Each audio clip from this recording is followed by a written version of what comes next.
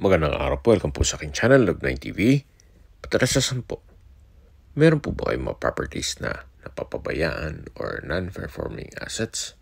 Plan nyo yung ibenta, pero wala kayong oras pagbibenta nito. Kung ito'y pagkakatiwala niyo po sa amin, tawag lang po kayo sa aking numero. Usap po tayo, gawan ko po ng video for free.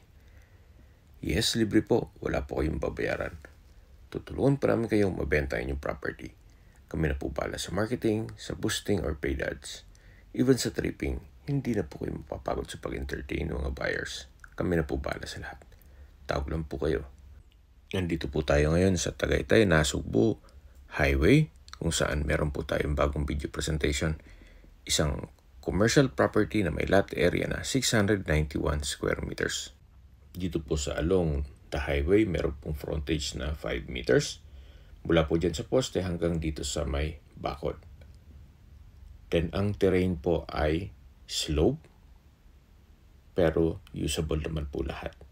Pababa na po yan hanggang doon sa Barangay Road o Back Estate, na ang frontage ay 15 meters. Tungkol naman po sa dokumento nito, ito po ay titulado at buhay po ang may-ari. Kaya wala po kayong magiging problema sa documentation or sa transfer ng title. Dito po sa bungad ay medyo patag pa. Then pagdating po dyan sa may puno ay slope na po yan. Ito po ay nasa mataas na lugar. Ang estimated elevation above sea level ay 1,890 feet. So mula po dito sa 5 meters frontage, meron na pong restaurant, then iba pang business establishments. Yan po yung tinutukoy ko kanina, mula dyan sa poste hanggang dito sa bakod. Yan lang po ang magiging frontage na dito sa along the highway. Dito po sa katabing lote ay iba na po ang may-ari. Marami po kayong pwedeng i-project dito gaya ng commercial building or gawin nyo ng restaurant o staycation business. So, depende yan sa inyo kung anong magiging project nyo once na ma-acquire nyo ito. Kung ang interested buyer ay nasa Amerika, mas mapapabilis po ang transaction nyo gawa ng nandyan din po si owner. Habang pinagmamasdan nyo po itong property, pag-usapan na natin ang distance, location at travel time. Mula po sa Twin Lakes, ang distance is 950 meters at ang travel time is 2 minutes. Mula naman po sa Mendez Crossing, ang distance is 7.4 kilometers at ang travel time is 12 minutes. Mula naman po sa Tagaytay Rotonda, ang distance is 16.7 kilometers at ang travel time is 28 minutes. Kasama na ang traffic. Sa Tagaytay Rotonda po ay kumpleto na gaya ng malls, banks, hotels and restaurants, schools, church, at hospital. Yan po yung lagi kong binabagit sa aking video na dapat nyo i-consider sa paghanap ng property, yung meron pong malapit na hospital. Hindi ko naman po sinasabing sakitin kayo, yan naman po for emergency purpose lang naman. At mula naman po sa Calac Silang Interchange, ang distance is 30.1 kilometers at ang travel time is 42 minutes. Mula naman po sa airport, ang distance is 72 kilometers at ang travel time is 1 hour and 50 minutes. Kasama na ang traffic.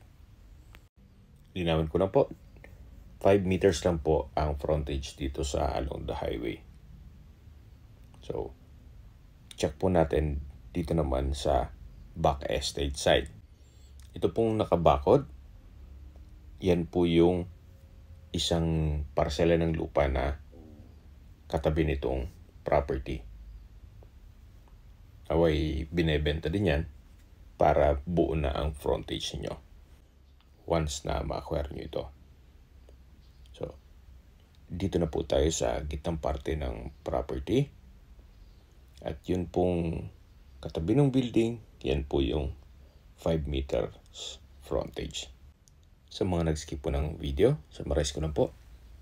Ito pong commercial property ay along Tagaytay Nasugbu Highway at may lot area na 691 square meters.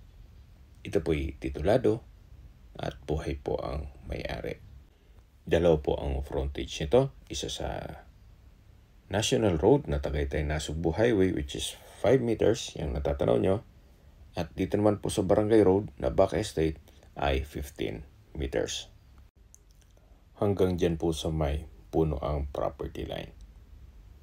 Then ilang steps lang ay yung National Highway na. Okay, sa presyo na po tayo.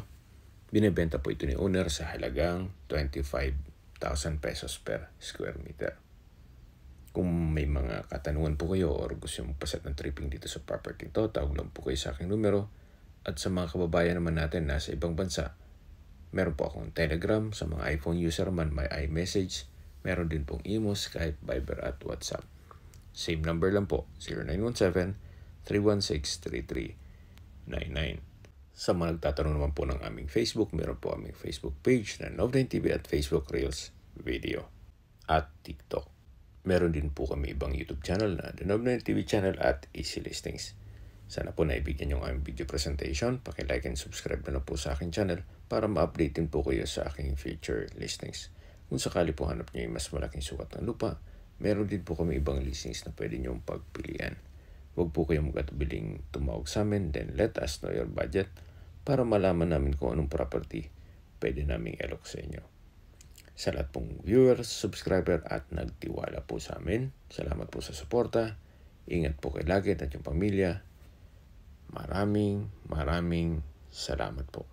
So mula po dito sa highway, ito po yung tinutukoy ko na frontage na along Barangay Road. 15 meters po ang frontage dito.